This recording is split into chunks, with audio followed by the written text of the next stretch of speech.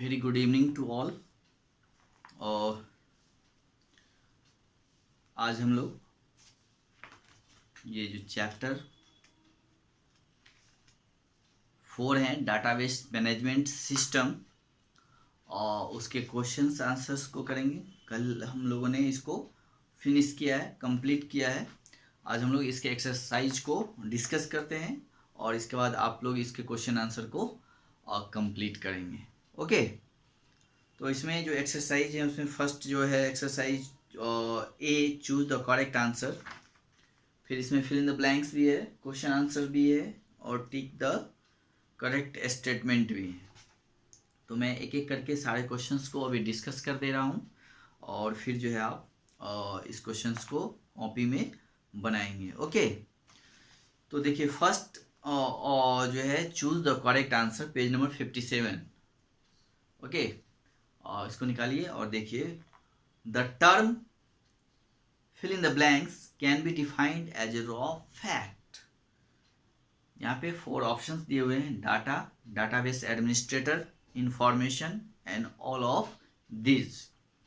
अब इसमें क्या होगा, तो डाटा होगा या फिर डाटाबेस एडमिनिस्ट्रेटर या इंफॉर्मेशन, ऑल ऑफ दिस, है ना। तो फर्स्ट जो होगा वो डाटा होगा।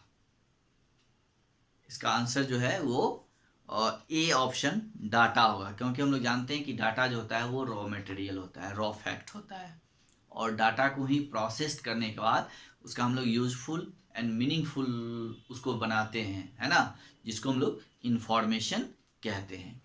ठीक है, तो डाटा पहले रॉ फॉर्म में फीड होता है कंप्यूटर के अंदर, है ना, और वो रॉ होते हैं, रॉ मटेरियल्स होते हैं, वो कुछ भी हो सकते हैं, किसी का नाम हो सकता है, क्लास हो सकता है, रोल हो सकता है, 1 2 3 हो सकते हैं, ABCD कुछ भी हो सकता है, किसी भी तरह का इंफॉर्मेशन डाटा हो सकता है। और डाटा जो है वो रॉ फॉर्म में होता है, फिर वो प्रोसेस्ड होता है, तब वो मीनिंगफुल और यूजफुल होता है और जिसको हम लोग इंफॉर्मेशन के नाम से जानते हैं। तो फर्स्ट का option A data is right answer.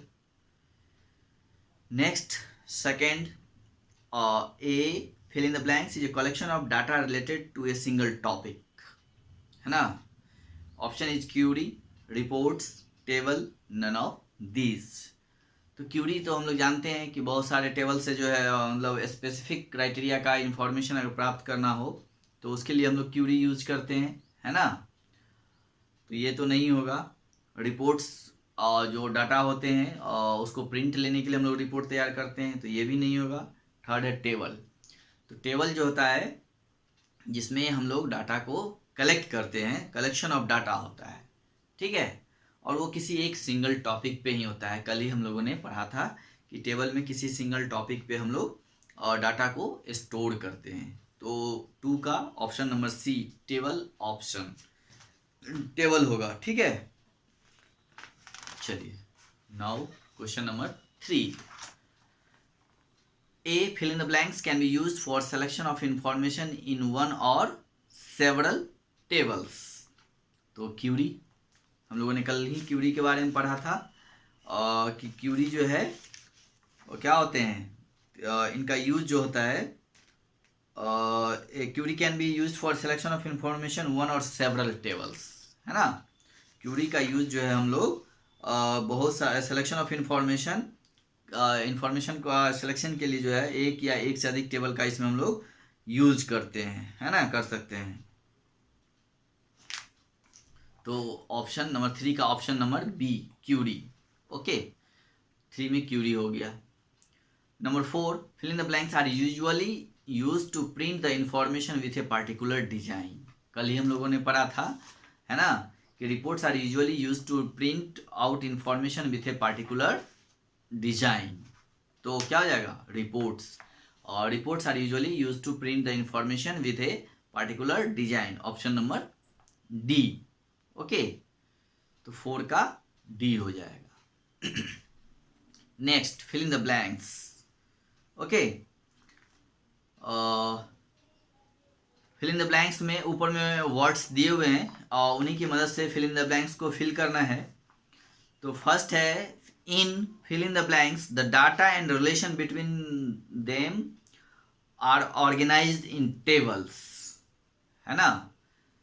in fill in the blanks, the data and relations between them are organized in the tables. तो relational data models, in relational data model, relational data model में क्या होता है कि data and relation between the them are organized in a table. तो first में हो जाएगा रिलेशनल डाटा मॉडल, राइट.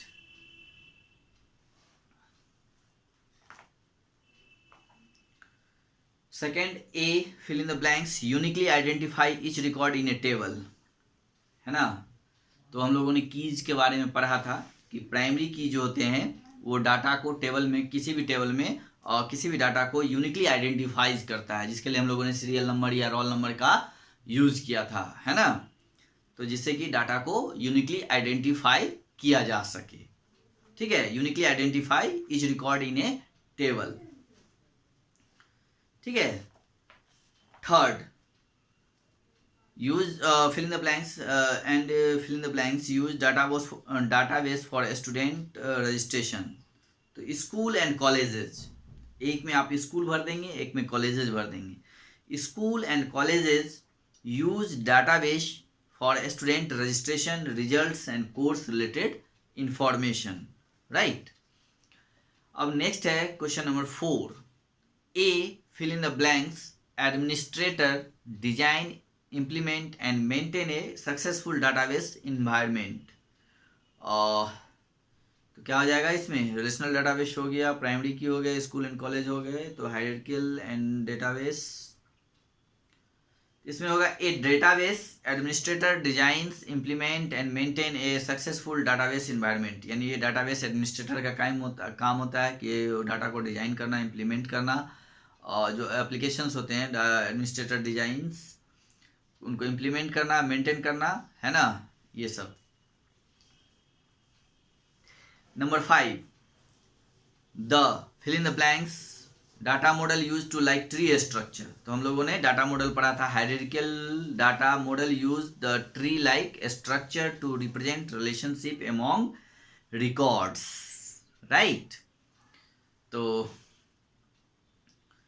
5 में जो है आपका हायरार्किकल मॉडल हो जाएगा. ओके, 5 में हायरार्किकल मॉडल हो जाएगा. अब देखिए नेक्स्ट क्वेश्चन है question number C. Answer the following questions. First question is define the term database. तो हम लोगों ने पढ़ा ही है डाटाबेस क्या होता है. Define the term database. तो a database can be used या can be defined as a collection of related data from which users can efficiently retrieve the desired information, right. तो ये हम लिख सकते हैं कि डाटा जो होता है, data can be defined as a collection of related data from which users can efficiently retrieve the desired information. Okay. Next question is what is the significance of a DBMS. यानी DBMS का क्या महत्व है. What is the significance of a DBMS. यानी DBMS का significance के बारे में बताना है. तो DBMS यानी डाटाबेस मॉडल सिस्टम जो है, database management system is a collection of programs that enables user to create, maintain database and control all the access to the database.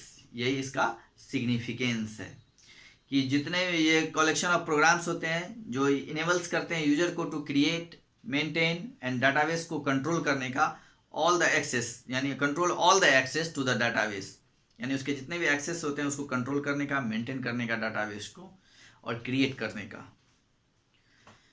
Next question is describe any one data model. कोई एक data model को describe करना है. तो हम लोग ऐसे लिख सकते हैं कि data model is a collection of concept that can be used to describe the structure of database. अब इसमें हम लोग एक डाटाबेस ले लेंगे, जैसे रिलेशनल डाटाबेस है ना. तो उसमें आप लिख सकते हैं रिलेशनल डाटा मॉडल के बारे में.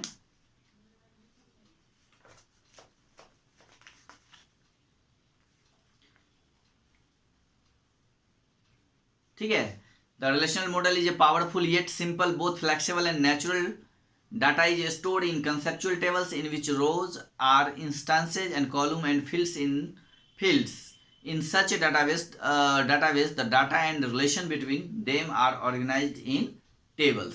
इस तरह से आप लिख सकते हैं, ठीक है। और इसके प्रॉपर्टीज के बारे में भी आप इसमें मेंशन करेंगे। Properties of relational data model जो इसमें ABCDE में दिया हुआ है। Relation database appears as a collection of tables relations to users. There is a set of operators for partitioning and combining. The connection are made on the basis of data. The users do not need to know how the data is stored physically. There is a full data independence. ये भी आपको add करना है, okay. Next, on what basis do we decide a primary key in A database, मतलब किस basis पे हम ये डिसाइड करते हैं कि डाटाबेस का प्राइमरी की क्या होगा, ठीक है। तो डाटाबेस प्राइमरी की में हम लोगों ने पढ़ा है कि पेज नंबर 54 पे आ जाइए, है ना। तो देखिए यहाँ पे किस बेसिस पे हम लोग ये डिसाइड करते हैं कि प्राइमरी की क्या होना चाहिए। तो primary key should have unique values and it should not contain null values, okay. एक तो ये बेसिस होना चाहिए कि primary should have the unique value, कोई ऐसा वैल्यू होना चाहिए, यूनिक वैल्यू होना चाहिए जो मैच नहीं करता हो, कंपेयर नहीं करता हो। जैसे हमने बताया था आपको प्राइमरी की जब पढ़ा रहा था, तो कि रोल नंबर जो हम लोग स्कूल में प्रोवाइड करते हैं वो सबका डिफरेंट होता है, वो क्लास में एक जैसा रोल किसी का हो ही नहीं सकता है। तो ये एक यूनिक वैल्यू है क्लास में, रोल, क्लास का रोल। बाकी आपका नेम अगर जो है वो एक क्लास में एक नाम का 2 बच्चे, 3 बच्चे, 4 बच्चे, 5 बच्चे हो सकते हैं, तो उसको हम लोग प्राइमरी की नहीं बना सकते हैं, है ना। या उसका फिर हम लोग फादर्स नेम लेते हैं तो वो भी कभी कभी मैच हो जाता है, कभी कभी गाँव भी मैच कर जाता है, कभी कभी आपका जो है बहुत सारी चीज़ मैच कर जाता है। तो इसलिए हम और चीज़ों को प्राइमरी की नहीं बना सकते हैं, क्योंकि हम लोगों को प्राइमरी की वैसा रखना चाहिए जिससे कि कोई भी डाटा जो है यूनिकली आइडेंटिफाई हो जा सके, है ना। अब कभी मान लीजिए एक नाम का 2 बच्चा होता है, अगर किसी नाम से हम कोई सर्च करेंगे कुछ भी, तो अगर एक नाम का अगर उसमें 10 एंट्री है तो 10 का नाम आ जाएगा, तो फिर उसमें पहचानना मुश्किल हो सकता है। तो मुश्किल है, तो इसका हम लोग इस बेसिस पे ये डिसाइड करते हैं कि प्राइमरी की जो है should have unique value and it should be contain null values, यानी उसको खाली भी नहीं छोड़ा जा सकता है। नल वैल्यूज मीन्स क्या, उस कॉलम को आप खाली नहीं छोड़ सकते हैं, उसमें आपको कुछ न कुछ फिल करना ही है, ठीक है। और बाकी के जो टेबल्स होते हैं उसमें आप उसको लेफ्ट भी कर सकते हैं और छोड़ भी सकते हैं, लेकिन जो प्राइमरी की होते हैं उसको आप उसके वैल्यू में, यानी उस बॉक्स में, उस कॉलम में आप कुछ भी खाली नहीं रख सकते हैं। और primary key uniquely identifies each record in a table, okay. While a foreign key is referential constraint between 2 tables, है ना। The foreign key refers to a referencing while a foreign key the foreign key refers a referencing key present in another table that refers to a column in another table, okay. तो आप इस तरह से लिख सकते हैं, ठीक है।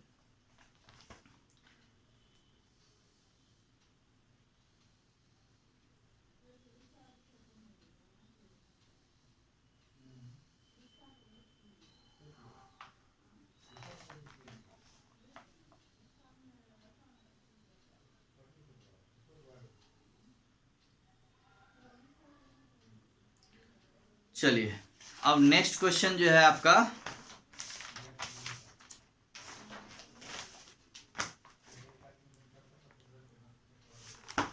वो है डिफरेंशिएट बिटवीन फॉरेन की एंड प्राइमरी की।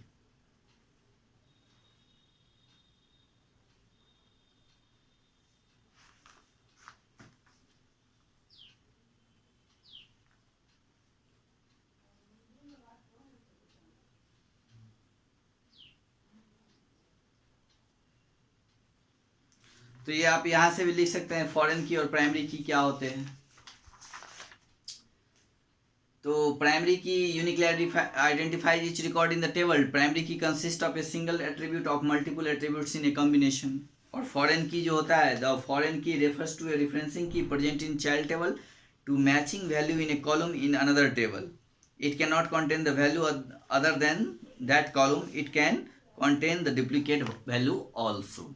ये दोनों में डिफरेंस है. Okay,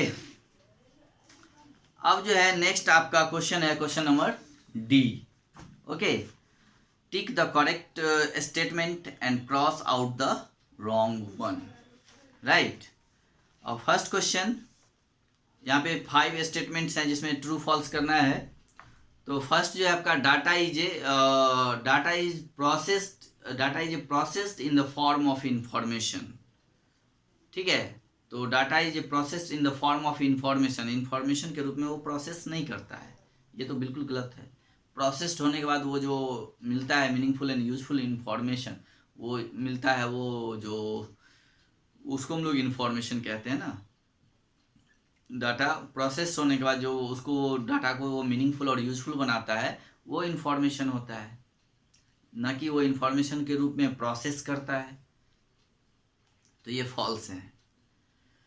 more than one user can access the same data in a DBMS. More than one users can access the same data in a DBMS. No, false. Okay. Third, a relational database appears as a collection of tables. A relational database appears as a collection of tables. हाँ, relational database में जो होता है tables का collections होता है. ये true है. Okay. Number 4, a foreign key identifies each record in a table uniquely. A foreign key identifies each records in a table uniquely. No, false. Okay. And now question number 5 and last, reports are created using queries only. Reports are created using queries only. No, false. ऐसा नहीं है कि report जो है हम लोग सिर्फ Curie से ही बना सकते हैं. टेबल का भी हम लोग रिपोर्ट बना सकते हैं, फॉर्म का भी रिपोर्ट्स क्रिएट कर सकते हैं. तो सिर्फ क्यूरी से रिपोर्ट तैयार किया जाएगा ऐसा नहीं है.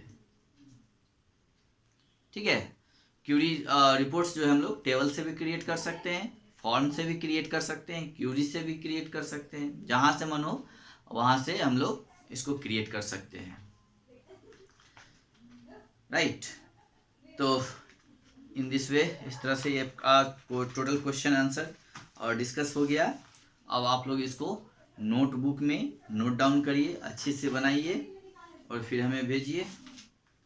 ठीक है, तो इसका फिल इन द ब्लैंक्स जो है मैंने बता ही दिया है. सिर्फ आप क्वेश्चन आंसर भेज सकते हैं और ट्रू फॉल्स भेजने की ज़रूरत नहीं है. Okay.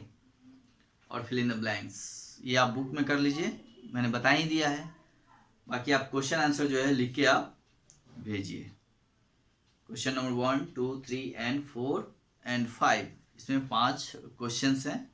You have only 5 questions. Okay, चलिए. Okay, that's enough for today. तो ये चैप्टर खत्म हो गया. आप लोग इसको करिए, फिर इसके बाद हम लोग जो है और न्यू चैप्टर स्टार्ट करेंगे कोई दूसरा. ओके, चलिए. और जो भी चैप्टर्स पढ़ाया जा रहा है उसको आप फिर से खुद से दोबारा से उसको पढ़िए, समझिए. नहीं समझ में आए तो फिर पूछिए. ओके, तभी आपका डाउट क्लियर हो पाएगा. अदरवाइज आप समझते ही हैं, नहीं पढ़ेंगे तो समझ में आने वाला नहीं है. तो ये चीज़ें जो अभी मैं पढ़ा रहा हूँ वो आपका उसका कंप्यूटर से कोई खास लेना देना नहीं है.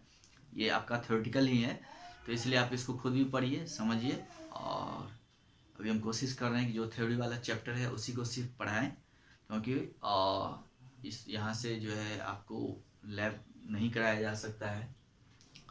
तो लैब वाले चीज़ को पढ़ाने में थोड़ी कठिनाई है, समझना उसको मुश्किल है. तो इसलिए अभी हम चाह रहे हैं कि जितने भी थ्योरेटिकल चैप्टर्स हैं और जिसमें प्रैक्टिकल नहीं हो वही चैप्टर्स को पहले पढ़ाया जाए और बाकी स्कूल खुलने पर हम लोग प्रैक्टिकल वाले चैप्टर्स को देखेंगे. ओके, तो आज के लिए इतना ही. आप लोग इसको क्वेश्चन आंसर को फटाफट करिए और फटाफट जो है उसको सब लोग सेंड करिए. चलिए, okay, have a good day.